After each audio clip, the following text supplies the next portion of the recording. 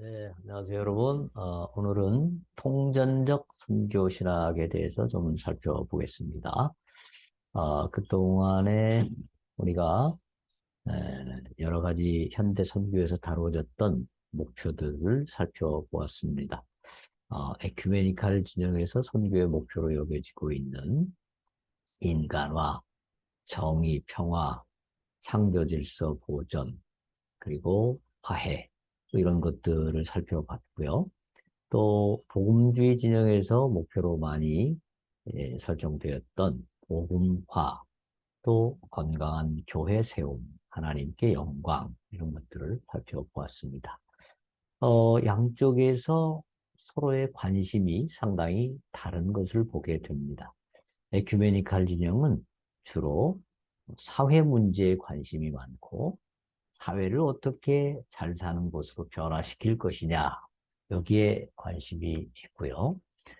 반면에 복음주의 진영은 어떻게 하면 복음을 잘 전해서 많은 사람들을 구원하게 할 것인가 여기에 관심이 많이 있습니다. 그러니까 서로 관심이 한쪽은 세상에 관심이 많고 다른 쪽은 교회에 관심이 많고 한쪽은 복음 전도에 관심이 많고 다른 쪽은 어떤 대사회적 윤리적 책임에 관심이 많습니다. 그러다 보니까 이 에큐메니칼 진영과 복음주의 진영은 상당한 갈등이 많이 있었습니다. 우리가 이제 통전적 선교 신학의 어떤 역사적 흐름을 한번 좀 살펴볼 필요가 있는데요. 이 역사적 흐름을 생각하면 맨 먼저 양 진영 간의 갈등이 있었다라는 데서부터 이 통전적 선교 신학의 태동이 있다고 하겠습니다. 그러니까 에큐메니칼 선교 신학이 태동되기 전에는 기독교 선교 개념은 상당히 단순했죠. 즉, 선교란 복음 전도를 통해서 비기독교 지역에 교회를 세워나가는 활동, 뭐 이런 정도로 간단하게 정의가 될 수 있었습니다. 그러니까 복음 전도, 그 교회 세우는 것, 타문화권, 이런 정도의 기본적인 개념이 있었는데, 1952년에 미시오 데이 하나님의 선교 개념이 태동되면서부터 선교는 단순히 교회를 세우는 일이 아니라 이 세상에 샬롬을 이루는 일이다. 이렇게 바라보기 시작했습니다. 그러니까 지금까지는 교회를 세우고 세상을 구원하는 일이 선교라고 보았다면 이 WCC를 중심으로 이제 선교는 교회를 인도하는 게 중요한 것이 아니라 이 세상 자체를 샬롬과 평화가 넘치는 것으로 바꾸는 일, 이렇게 이해를 하게 되었던 것입니다. 그러면서 이제 1968년 웁살라 제4차 대회에 오게 되면 선교의 목표가 전통적으로는 복음화였지 않습니까? 근데 이거를 인간화라는 것을 선교의 목표로 채택하게 됩니다. 즉, 이제 선교는 복음을 전하는 것이 목표가 아니고 모든 인간이 참으로 인간다운 삶을 살 수 있도록 만드는 것이 선교의 목표다. 그래서 소위 말하는 사회 구원, 모든 사회가 정말 정의롭고 평화롭고 함께 공존하는 그런 세계가 되는 것을 선교의 목표로 삼게 되었습니다. 어, 이런 모습을 보면서 이 복음주의자들은 에큐메니컬 죄송합니다. 복음주의자들은 에큐메니칼 선교 운동이 신학적으로 너무 자유주의적으로 갔다. 그리고 전도를 사회 행동으로 대체하였다. 그러니까 전도는 어디로 가고 사회 운동, 윤리 운동, 뭐 정치 운동, 복지 운동으로 나아갔다. 이렇게 평가를 하면서 어, 여전히 우리는 복음 전도 위주의 선교를 해야 된다. 이런 것을 강조하기 위해서 1966년에 휘튼 대학에서 휘튼 대회를 열게 되었습니다. 그리고 1968년에 웁살라 대회에서 선교의 목표를 복음화 대신 인간화로 바꾼 것을 보면서 복음주의자들은 또 위기를 느끼고 1970년에 독일의 피터 바이엘하우스라고 하는 교수가 주도해서 프랑크푸르트 선언이라는 것을 발표하게 되었습니다. 이 프랑크푸르트 선언에서는 WCC가 하나님과의 수직적 관계, 또 하나님과의 수직적 화해, 이게 가장 기본적이고 중요한 것인데 그것을 무시하고 사람들 간의 수평적 화해만을 주장하는 잘못된 방향으로 가고 있다. 이런 주장을 강력하게 하게 됩니다. 그래서 이 복음주의자들은 이 WCC 에큐메니칼 진영이 너무 이 선교를 어떤 사회 잘 살기 만드는 운동, 잘 살게 만들기 운동, 또 사회 정의 운동, 평화 운동 이런 것으로만 바꾸는 것에 대해서 굉장히 위험성을 많이 느끼고 위기의식을 많이 느꼈습니다. 또 4년 뒤 1974년에는 전도와 사회 참여 문제로 이게 선교가 양극화되어 있는 상황 속에서 성경의 빛 아래서 신학적 입장을 정리하고 효과적인 선교 방법을 모색하고 온 교회가 협력해서 세계 복음화를 이루어야 된다. 이런 필요성을 느끼면서 이제 빌리 그레함 목사님과 존 스타트 목사님을 중심으로 이제 로잔 대회, 그 유명한 로잔 1차 대회가 열어지게 됩니다. 그러니까 이 양 진영이 한쪽은 세상에 관심이 있고 인간화에 관심이 있고 평화로운 공존에 관심이 있을 때 이 다른 복음주의 진영은 그것들이 안 중요한 것은 아니지만 여전히 선교는 복음을 전하는 것이고 영혼을 구원하는 것이고 교회를 세우는 것이다. 이런 주장을 하게 된 것이죠. 어찌됐든지 간에 이 양쪽이 똑같이 선교라는 용어를 말하면서도 그 목표와 내용이 완전히 다른 이해를 지니게 되면서 양측은 서로 돌이킬 수 없는 길로 등을 돌리고 헤어진 것처럼 보이게 되었습니다. 굉장히 이제 갈등이 막 고조됐습니다. 1970년대까지. 그러다가 이제 두 번째 단계에서는 에큐메니칼 진영이 새로운 선교 개념을 제시하게 됩니다. 에큐메니칼 진영은 1975년, 그러니까 로잔 대회가 1974년에 열렸다고 그랬죠. 1년 뒤 1975년에 제5차 나이로비, 케냐 나이로비에서 총회를 갖고 이제 소위 말하는 양쪽을 다 강조하는 통전적 선교 신학이라는 것을 전면에 내세우면서 복음화와 인간화가 똑같이 중요하다. 이런 주장을 하게 되었습니다. 그러니까 전통적으로 복음화가 핵심이고 인간화는 그 복음화가 이루어질 때 부수적으로 일어나는 것이다라는 관점을 가졌었다가 이제 에큐메니칼 진영이 나서면서 인간화가 오히려 선교의 목표다라고 주장했다면 1975년부터는 이 두 가지가 똑같이 중요하다. 이런 주장을 하게 되었다라는 것이죠. 자, 그래서 1975년에 통전적 선교 신학의 기본 개념이 나왔다면 이제 1982년, 한 7년쯤 후죠.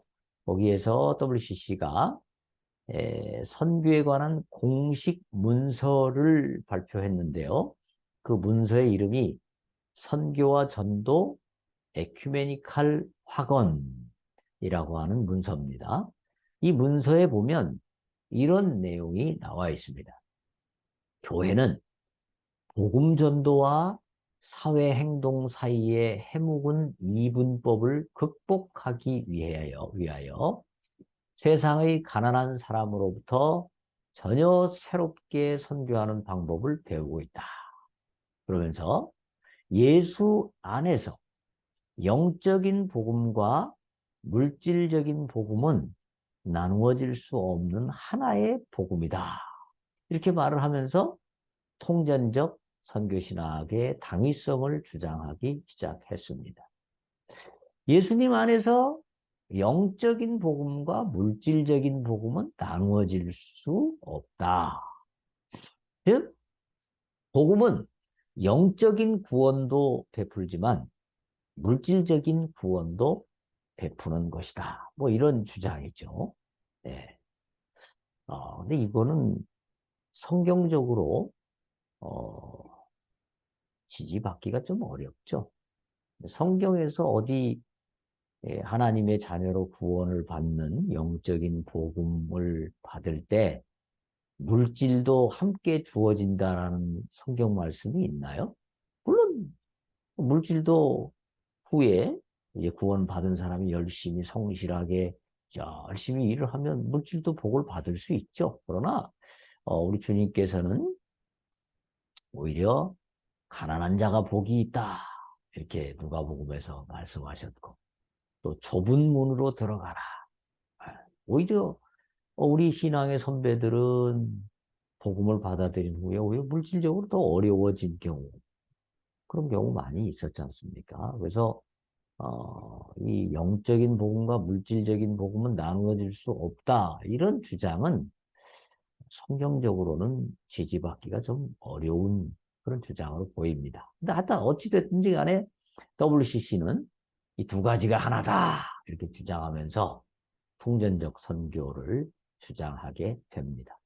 이런 그 문건의 성격에 대해서 장신대 은퇴 교수이신 우리 이형기 교수께서는 이런 말을 했습니다. 이 1981년 선교와 전도 문서가 직접적으로는 1980년 멜버른 CWME의 치우침을 수정하였고 간접적으로는 1975년 나이로비의 통전성을 이어받았다. 이렇게 평가했습니다. 그러니까 이 1982년 이 통전적 문건은 나이로비, 1975년 나이로비의 통전적 선교로부터 계속 이어져 온 것이다. 이렇게 평가를 했는데요. 어찌됐든 간에 이 통전적 신학이라고 하는 것은, 아, 이, 이 두 가지를 다 받는 것인데, 이 에큐메니칼 신학 자체가 통전적 신학과 유사한 것이죠. 에큐메니칼 신학이 통전적 신학을 이제 주장한 것입니다. 그래서 에큐메니칼 신학이 기본적으로 영과 육, 교회와 세상, 인간과 피조물, 이 세상과 저 세상, 개인 구원과 사회 구원, 이것을 나누고 어느 한쪽에 우선순위를 두는 시각을 거부하고 모든 것을 통전적으로 바라보는 시각을 갖는 게 바로 에큐메니칼 시각이죠. 네. 그런데 이제 이 에큐메니칼 신학, 즉 모든 것을 통전적으로 바라보는 신학이 굉장히 그럴듯하고 균형감이 있고 설득력이 있기 때문에 복음주의 진영도 점차로 이 통전적 선교 신학을 일정 부분 수용하는 그런 상황이 되고 있습니다.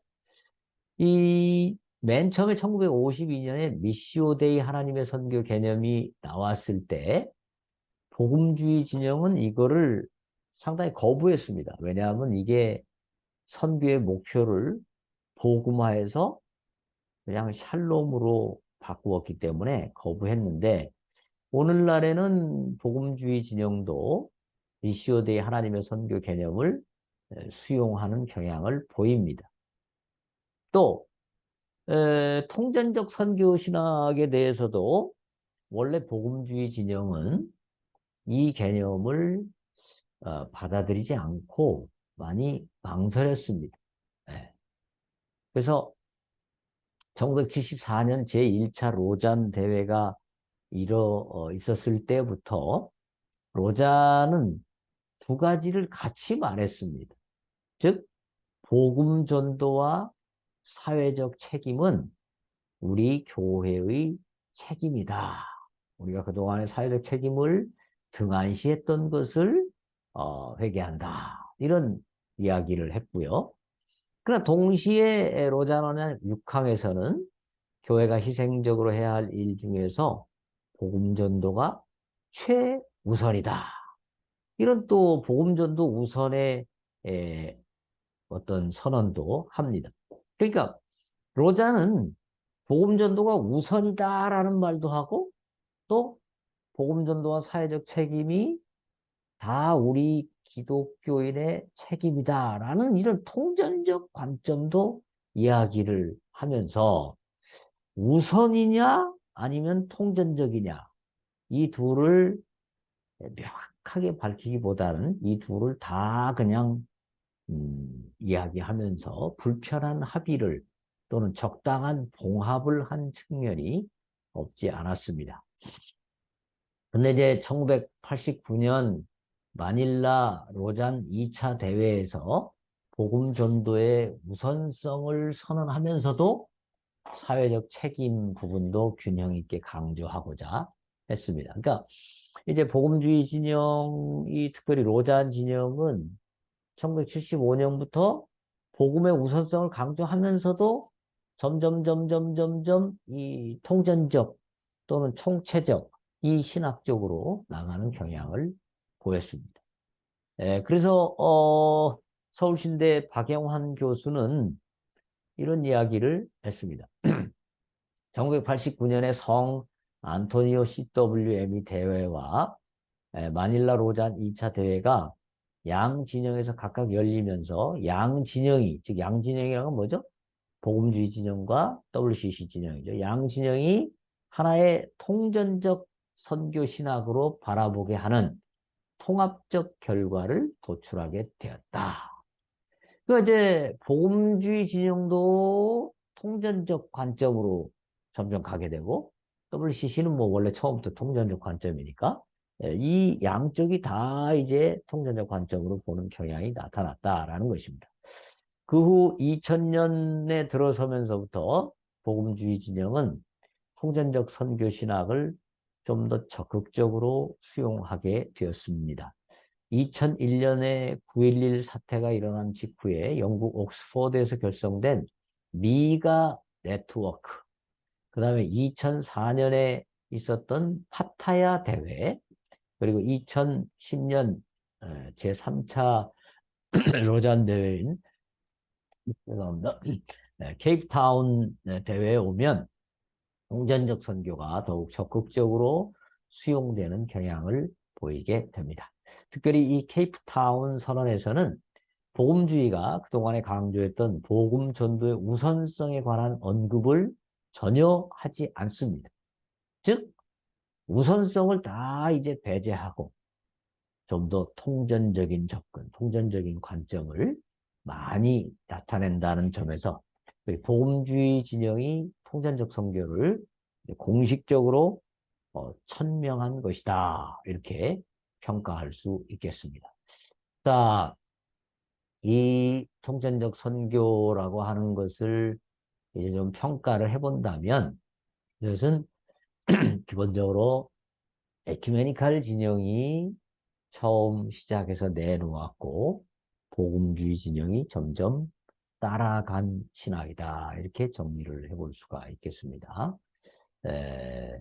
아까도 말씀드렸다시피 1982년에 발표된 WCC에 의해서 발표된 선교와 전도라는 문건에 보면 영적인 복음과 물질적인 복음이 나뉘어질 수 없다. 이런 얘기 했고요.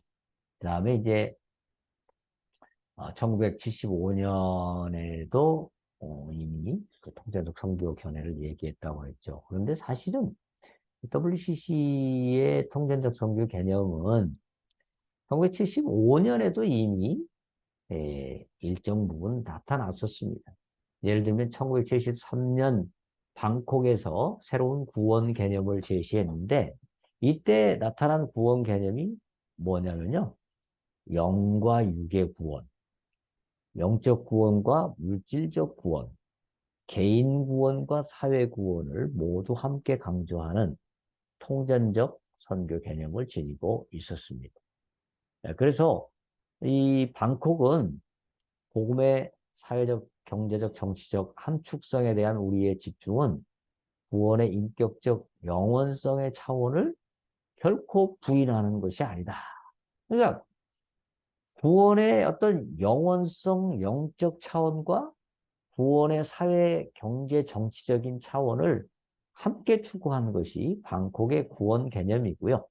그러니까 WCC는 어디 뭐 새롭게 나온 개념이라기보다는 에큐메니칼 진영이 가지고 있었던 개념, 즉 총체적이고 통전적인 개념이 에큐메니칼 개념으로부터 이제 통전적 선교라는 이름이 나왔을 뿐입니다. 그러니까 통전적 선교 신학은 기본적으로 에큐메니칼 신학이다. 그렇게 볼 수 있겠고요. 이것은 에큐메니칼 신학자인 임희모 교수의 말에서도 잘 나타나 있습니다. 예를 들면 그는 이렇게 말합니다. 통전적 선교 개념은 에반젤리칼주의자와 에큐메니칼주의자를 구분하지 않는다. 이들은 이미 통전성 속에서 용해되어 버린 것이다. 이들은 이론적으로 이미 에큐메니칼적 틀 속에 들어가 있는 것이다. 즉, 통전적 선교라는 개념이 복음주의와 에큐메니칼을 적절하게 조화롭게 맞춘 것이라기보다는 원래 있던 에큐메니칼 틀이라는 거죠. 에큐메니칼의 통전적 틀이 있는데 그 틀에 의해서 나오는 것이 바로 통전적 선교 개념이다. 이렇게 보겠습니다. 즉 통전적 선교 신학이란 에큐메니칼 선교 신학의 한 변형에 지나지 않으며 그런 점에서 에큐메니칼 신학과 거의 유사한 특징을 지니고 그런 점에서 에큐메니칼 신학의 한계점을 똑같이 지니고 있다고 해도 과언이 아닐 것입니다. 즉, 역사적인 차원으로 보면 통전적 선교 신학은 결국 에큐메니칼 신학의 한 변형이다. 그렇게 보는 게 적절할 것 같고요. 그렇다 보니까 결국 에큐메니칼 신학이 교회보다 세상을 더 강조하고 개인 구원보다 사회 구원을 더 강조하고 복음화보다 인간화를 더 강조한 측면이 있는데 통전적 선교신학은 그 두 가지를 다 고려한다고 하지만 결국 우선순위를 제거하면서 결국 통전적 신학은 에큐메니칼 신학이 가지고 있는 그 약점들을 보이게 된다라는 점에서 우리는 좀 우려를 하지 않을 수가 없다 이렇게 보겠습니다. 예, 거기까지 하겠습니다.